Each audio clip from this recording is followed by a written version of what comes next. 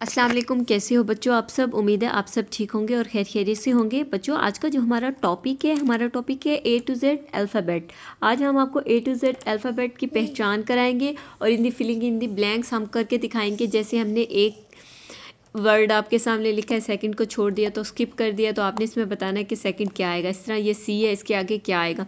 बच्चों सबसे पहले ये देखें, ये है मेरे पास कुछ कलरफुल कलर्स, जिनमें है मेरे पास sea green colour, this is a light green color, this is a black color, this is a purple color, this is a yellow color, this is a blue color, and this is a orange color, this is a pink color and red color।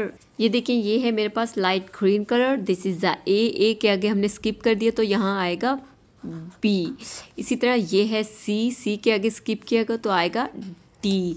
इसी तरह ये है ई, उसके आगे skip किया तो बना F.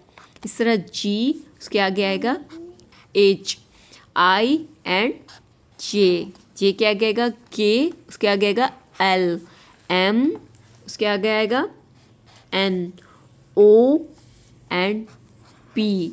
इसी तरह क्यू के आगे आएगा R, S, T, U and V, W, X, Y and ji.